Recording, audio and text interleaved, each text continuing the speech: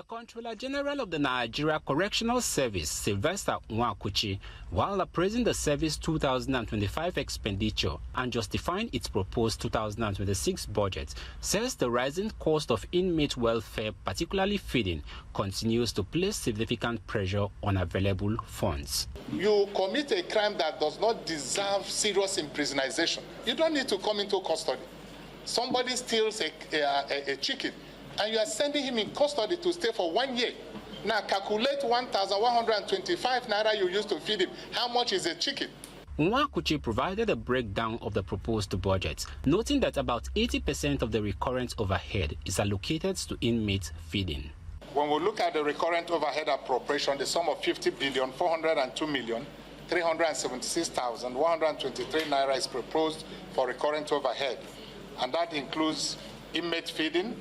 That is proposed for 40,833,098,9,686 naira, no kobo, representing 81%, is also allocated to feeding of projected 91,100 inmates nationwide at a daily rate of 1,125 per inmate.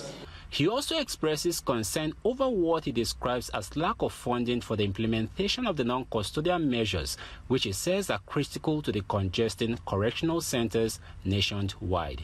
The timeline, there's a timeline of ACJA, Administration of Criminal Justice Administration. There's a timeline that you can keep somebody in custody and you release him. Jail delivery also is one of them. Judges need to judiciously pay visit to custodial facilities and look at those that don't deserve to stay beyond their time limit. The committee appealed for support, saying it will work towards strengthening the service. We have heard all the requests.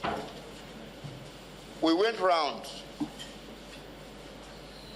Each members of the committee contribute money in paying for release of inmates. Lawmakers also called on private sector players and development partners to support the trust fund being proposed, expected to enhance rehabilitation and reintegration programs for inmates who have completed their sentences.